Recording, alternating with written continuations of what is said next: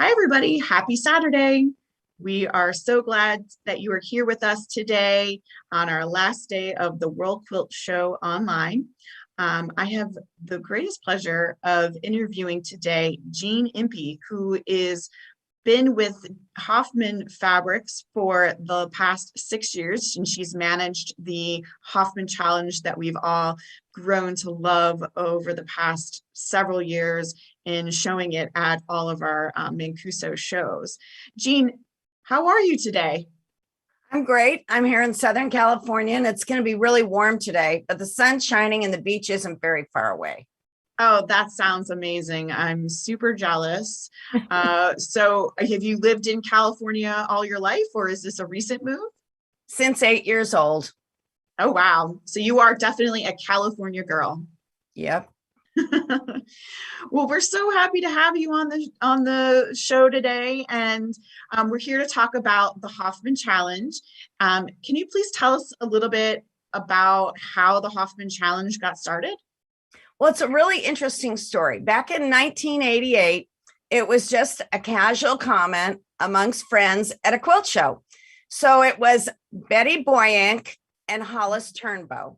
And both of them began sewing. She began in the 60s and he began in the 70s. And they're both certified judges, but they were vending at a quilt show and they were speaking to another vendor.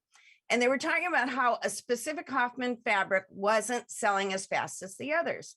And so Betty took the bolt to her booth and she started thinking about what could she do with this. And Hollis walked up and said, what are you holding? And she said, a challenging fabric. And he said, I'll accept that challenge. And so he said, go ahead and buy me the same amount you're going to buy. And let's just have this friendly competition. And so anyways, they mentioned it to the other vendors. And a year later, they had 94 makers in the first quilt challenge. And so this has been 33 years now using the challenging fabric. And that's how it was born. And this is the longest running annual quilt contest. And sometimes we have as many as 700 entries. So it's pretty exciting. That is super exciting. And what a great story bringing back names of Hollis Turnbow and Betty Boink. I mean, oh my gosh, icons in the quilt world. And that is so amazing. So this has been going on for so many years. Obviously, 2020 was kind of a weird year. You have a 2020 Hoffman Challenge. Can you tell us a little bit about that? Okay, well, the inspiration behind it is who doesn't love pretty fabric? So Hoffman bought an original piece of European artwork and then brought it to our immensely talented in-house staff, and they grew and expanded it into what it blossomed to be. And it's called the Garden State of Mind, correct? Yes, it is. So what kind of entries did you get? Well, pending after COVID, it was a little light because a lot of the shops didn't have it readily available and people were still wearing masks and afraid to go into shops. So this year we have about 150 entries, but they're very special. And you also, it's not just quilts, correct? It's also some garments and accessories. Right. We get hats, necklaces. I've even had shoes. It's really fun. And our garment sewers are just fabulous. It's always Yes. fun. I usually try them on and model them when we're judging. It's probably hard not to because they're so beautiful and it's such a beautiful fabric. And so can you tell me what the rules of the challenge are? Well, we have a size perimeter, which is a maximum of 140 inches. Each year we tell you how many fabrics we want you to use out of the collection, and that may change. Our newest collection, we're going to have 5 fabrics, and you must use 2 of them. But I'll tell you more about that later. Sure. We give you a timeline. And so first they're entered online, and then we decide whether or not we want to see them in person. If you're selected to send it in, then they'll come in and I get the great opportunity of sorting them and organizing them in the different categories, such as pieced, applique, modern, trying to think what else there are, garments, and accessories. Mhm. And then I hire 3 judges, and they get to look at them without knowing who made them, but get to read their statements. And then we move from there. And so these entries, they are judged. Are there prizes? Yes, there are prizes, and they vary from year to year. Orifil is a co-sponsor with us, and they also have prizes that they give out. That's great. So pretty much if any quilter or sewer can enter this challenge, as long as they, follow the parameters of and the rules. It's, sounds like a great opportunity for anyone looking to get their work out there. Right. The COVID year, which was Hoffman's first stitch, which is kind of a reflection back to our roots of 1924, where we were known for woolens before we were ever known for surf fabric. That was kind of fun, and it was very interesting, but we got some fabulous pieces that year. And that was probably one of my favorite collections. Was it? Now, do you have a favorite challenge? Well, it'd probably be that one, but each year when I see what they make, it's always very exciting. I get excited about it because I too am a quilter, and it's really interesting I make some samples for our reps in the beginning, and it's fun to see what you can make with them.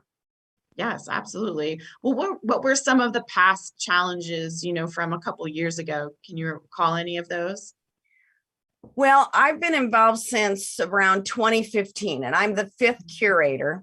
And we've had Mandalay, which kind of looked like a Oriental or an Asian Indian inspired rug.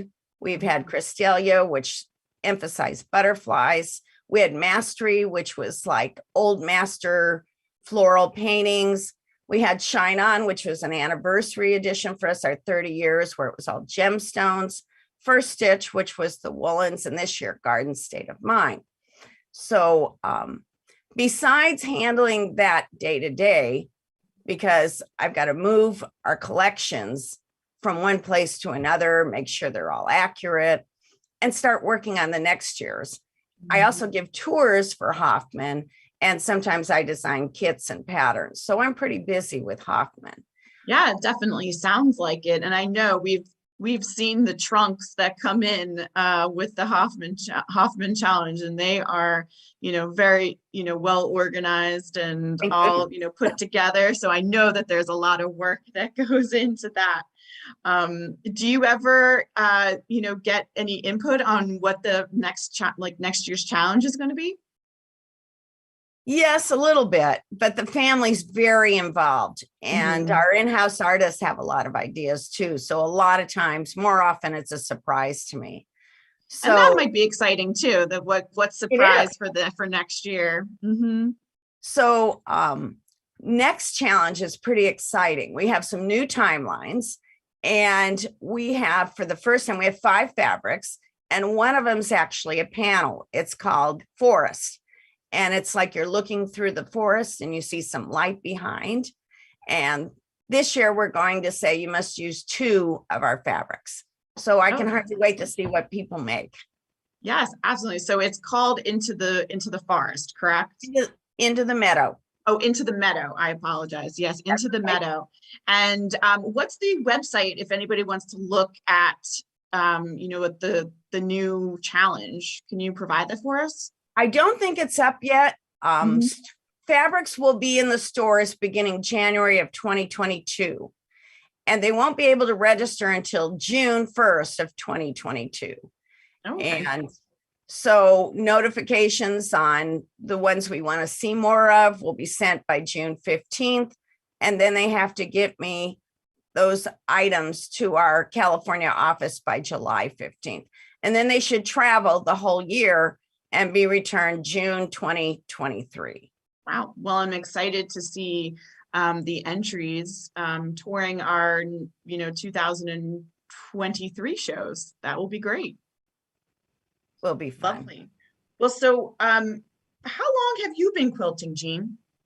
Well, in 2007, I pretty much began, and I had success right away. My 3rd quilt, I was contacted by Gwen Marsden, and she said, can I put that in one of my books?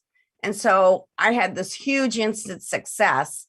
And then around 2010, I began getting commissions for public spaces like hospitals. My first one was UCI Medical.